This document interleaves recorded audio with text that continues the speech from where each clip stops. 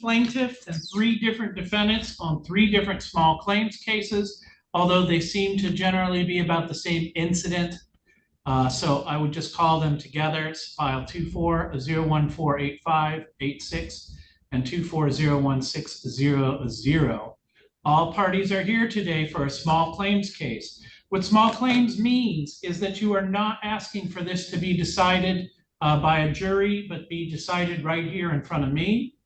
You also can only ask for so much money. I think these were all $5,000 suits. You also cannot use attorneys. Everybody is here trying to get this done without attorneys. And so first thing I have to determine is if everybody is ready, willing, and able to proceed in that fashion in front of me. If anybody wishes to move this to general civil in front of the district court judges, they can ask for that. That would generally be granted. But if everyone is able to, Ms. Rodriguez, you able to turn your camera on? If everyone else is ready to proceed here in front of me, first thing I'm going to do is swear everybody in. So I need everybody to raise their right hands. Ms. Rodriguez? Yes, sir. I'm raising my hand. Okay, I need you to turn your camera on. That I'm not sure exactly how to do on this phone. Everybody swear or affirm any testimony they give here today would be the truth, the whole truth, and nothing but the truth. Yes. Yeah. All right. So Yes, here sir. is the thing. I do have some information about this. This is mostly feels like a landlord-tenant situation to me. I am going to ask Ms. Rodriguez. I'm looking at the affidavit here against Miss Lodged, and I just can't read it. I said, could you just tell me what that says? I bought the boat. Oh, for Miss for Janie. Yes, sir. I had bought this pontoon boat right before 4th of July, so me and my kids could go out on and have fun on. I had put it in my mom's name. I don't know why she's holding it over my head. She wants me to move out, sir. I'm trying my hardest to get my own home. I'm trying my hardest to move out. If she wants to keep it, she can keep it, but she can pay me the money then. I mean, why are you suing Miss Lodgden for $5,000? Tell me that. That's what the boat costed, and I wasn't able to ride on it all this time.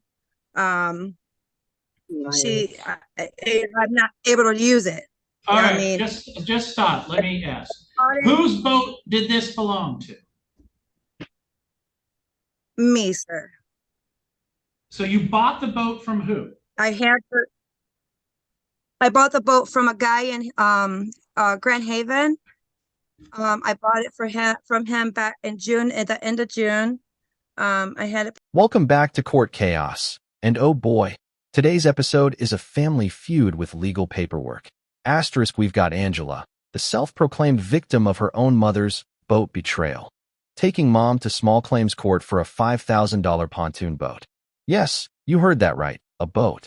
Apparently, this floating family drama started when Angela bought it for the kids, but registered it under her mom's name for reasons. Spoiler, those reasons might not be entirely legal. As if Thanksgiving dinners weren't awkward enough, we're about to watch a mother and daughter go head-to-head over a pontoon, Social Security benefits, and a whole lot of miscommunication.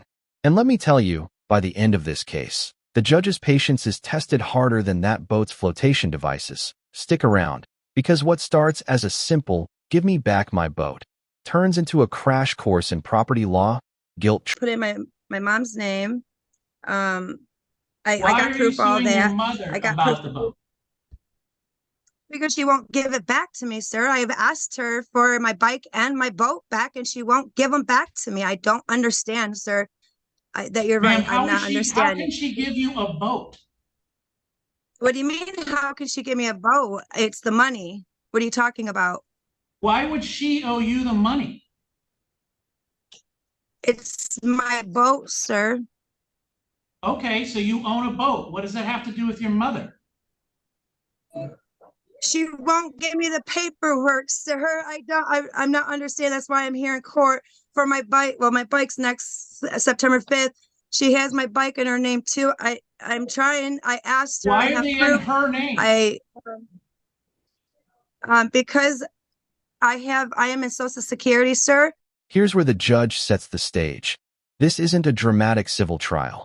It's small claims where there's no jury, no lawyers, and no million-dollar settlements. It's supposed to be simple. Person A says, you owe me money. Person B says, no, I don't, but the moment you mix family relationships with legal disputes, simple flies out the window. The judge is clearly bracing himself for what's about to unfold, because when one plaintiff has 3 different defendants, all from the same family tree, you know this is going to be messy. Yes, I paid for it and I can prove that, sir. That's why I'm telling you. Like, I did the same thing with my brother too, and I had to take him to, with Scotch list and do the whole trial because I can prove everything. I bought the boat. I can prove it, everything. I bought my bike. I bought it all. She just won't sign off of it, sir. She won't give it back to me.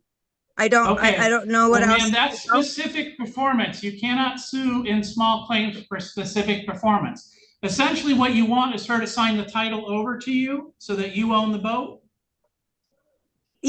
Or she could pay me my money that I paid it for. I got proof of all that, sir. Like, I don't understand. Well, ma'am, that's only if she wants to buy the boat from you. If she doesn't want to buy the boat from you, then what you're asking for is specific performance, i.e. for her to sign title over to you. I can't order that in small claims. You could get that ordered in general civil. Let me just explain to you the difference. Well, I want you to understand the difference. So you understand.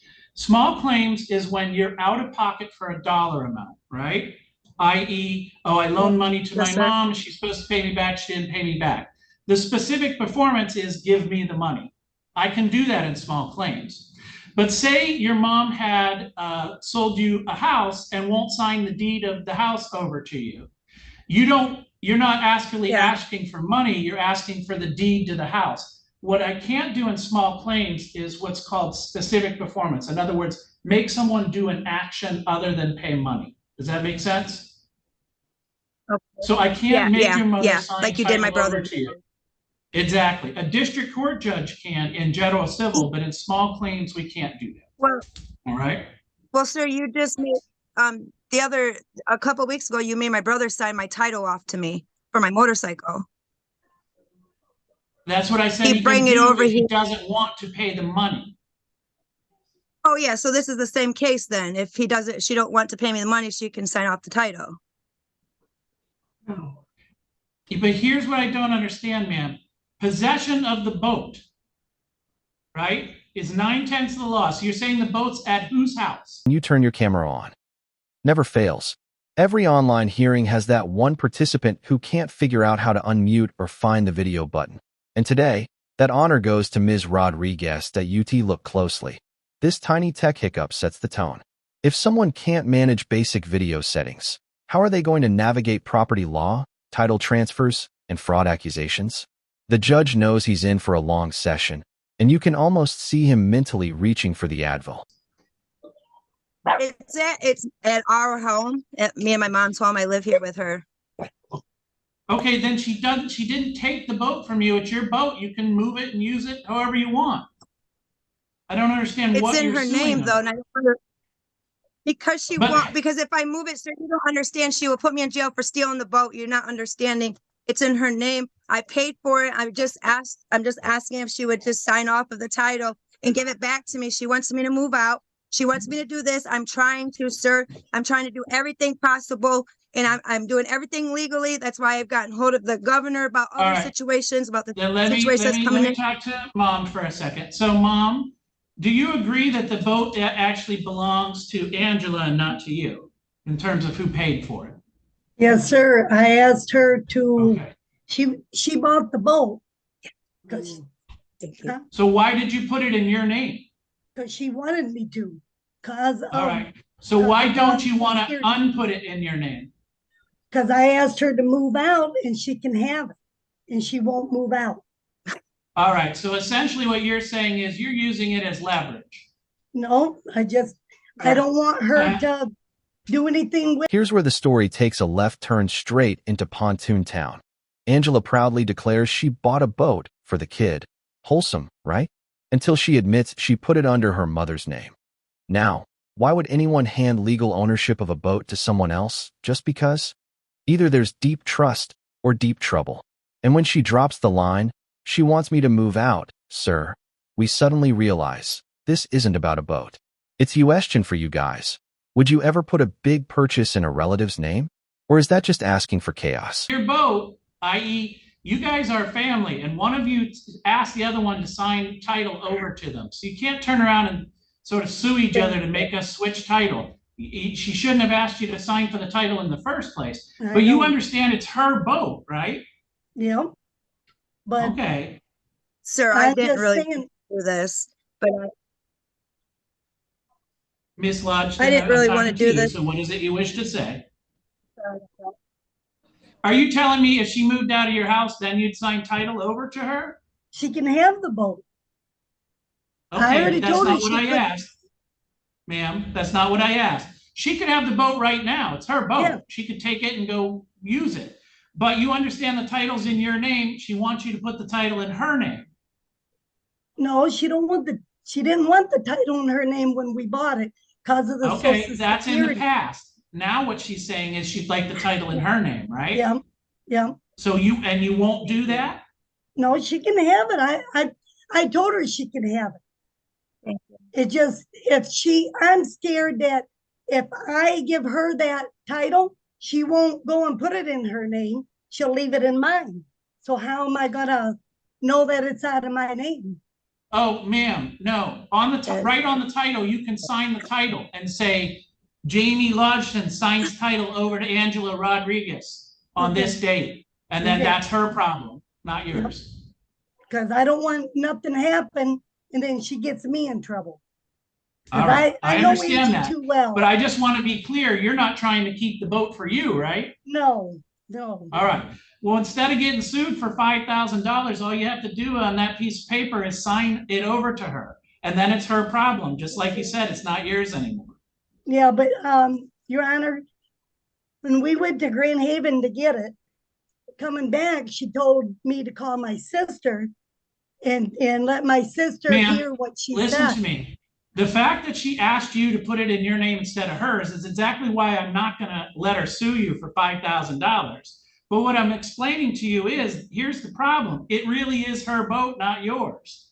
Yeah, but right now, you have your name on the title. You need to change that. Yeah. You understand? But I'm telling you what she told my sister. She had me call my sister and told my sister, look what I bought my mom.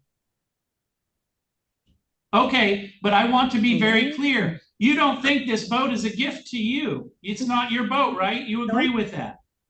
I agree with that, but that's what and she I told understand this. A family really shouldn't be suing each other over signing over title of the boat. I'm not going to award any money damages in this matter. But what I'm telling you is, even if she asked you to put it in your name, it's her boat and she's asking you to now take it out of your name and put it in her name. I understand your concerns that you don't want her to, go take the boat, it gets in a wreck, and then they look up who owns the boat and you get in trouble. That's why you write on the title, you can sign that over to her. Okay, and put down that I gave it to Angela Rodriguez. And there it is, the asterisk moment of the episode. The judge hears that Angela put property in someone else's name because of Social Security restrictions, and he doesn't miss a beat. Asterisk. We have a word for that. Fraud. You can feel the entire courtroom flinch. This isn't just family drama anymore. That's a potential federal problem. Be clear, putting assets in someone else's name to avoid benefit limits is a huge legal no-no. The judge just gave her a warning disguised as a reality check. If this were Monopoly, Angela just drew the go directly to jail card,